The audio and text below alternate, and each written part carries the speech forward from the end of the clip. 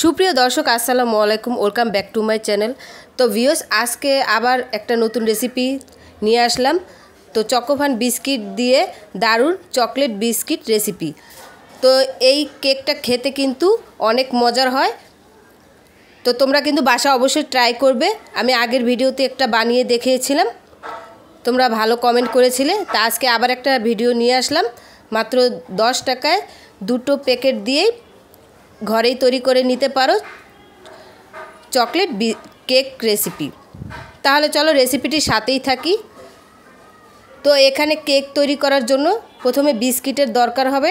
তো এখানে 10 টাকা দামের আমি বিস্কিট নিয়েছি, চকলেট বিস্কিট। তোমরা যে কোনো বিস্কিট নিতে পারো। তো বিস্কিটগুলো এখন খুলে নিব। তো বিস্কিটগুলো আমি খুলে এভাবে নিতে হবে, নিয়ে তারপরে এই বিস্কিটগুলো আমি গুঁড়ো করে নেব। তো তোমরা পাটায়ও গুঁড়ো করে নিতে পারো বা ব্লেন্ডারে গুঁড়ো করে নিতে পারো। তো আমি গুঁড়ো করে নিয়েছি। তারপরে এখানে দিয়ে দিব গুঁড়ো দুধ। তো শুকনো বিস্কিটের উপরে গুঁড়ো দুধ দিয়ে দিব 1/4 কাপ। তারপরে ভালোভাবে বিস্কিটের গুঁড়ো আর এই গুঁড়ো দুধ ভালোভাবে মিশিয়ে নিব। তারপরে এখানে 7 টেবিল চামচ পানি দিয়ে দিব। চাইলে তোমরা তরল দুধও দিতে পারো। এখন ভালোভাবে মিশিয়ে নেব, একটা তরল ব্যাটার তৈরি করে নেব। তো নেওয়ার পর অন্য একটি বাটিতে আমি এখানে 2টো ডিম ভেঙে নেব। অবশ্যই ডিম দিতে হবে। তো আগে থেকে ফ্রিজ থেকে নামিয়ে রাখতে হবে, কখনো ঠান্ডা ডিম তোমরা ব্যবহার করবে না। তারপরে এখানে দিয়ে দেব 1/2 কাপ চিনি। তো অবশ্যই 1/2 কাপ চিনি দিয়ে দিতে হবে, না হলে কিন্তু মিষ্টিটা একেবারে কম হবে। আর যদি একটু বেশি খেতে চাও আরও 2 টেবিল চামচ চিনি অ্যাড করতে পারো। তো চিনি আর ডিম ভালোভাবে ফেটিয়ে নিতে হবে, এমনভাবে ফেটাতে হবে যাতে একটা ফোমি ভাব চলে আসে আর চিনিটা গলে যায়। তারপর দিয়ে দেবো এখানে 1/3 কাপ সয়াবিন তেল। তো তেল না দিতে চাইলে স্কিপ করতে পারো, তোমরা চাইলে এখানে ঘিও দিতে পারো।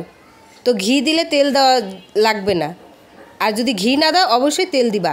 তারপরে এই বিস্কিটের ব্যাটারটা আমি দিয়ে দিব এই ডিমের ভিতরে। তো সম্পূর্ণ দেওয়া হয়ে গেলে ভালোভাবে একটু মিশিয়ে নিতে হবে।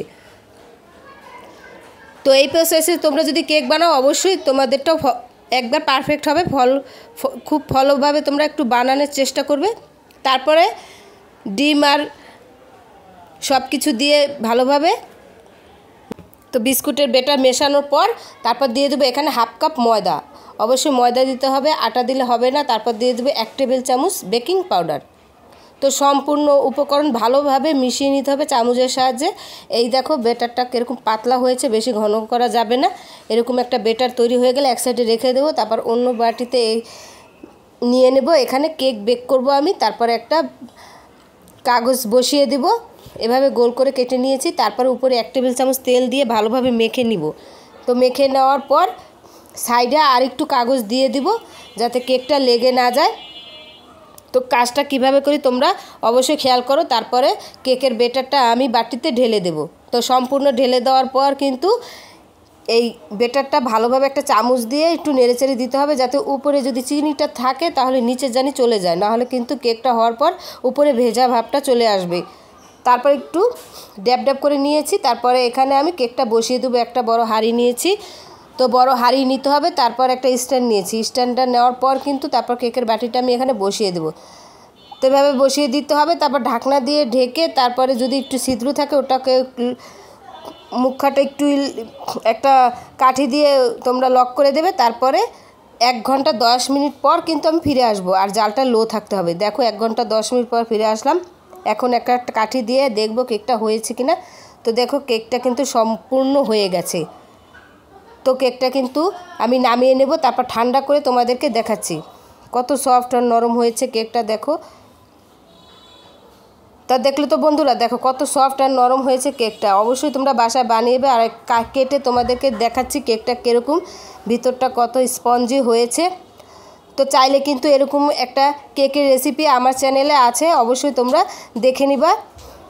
ওখানে কিন্তু 4টা বিস্কিট দিয়ে আমি একটা কেক বানিয়েছি, সবাই কিন্তু ভালোই বলেছে। তো এভাবে তোমরা বাসা অবশ্যই ট্রাই করবে। আর ভিডিওটি যদি ভালো লেগে থাকে অবশ্যই একটা লাইক আর সাবস্ক্রাইব করে পাশে থাকবে। এই পর্যন্ত, আল্লাহ হাফেজ।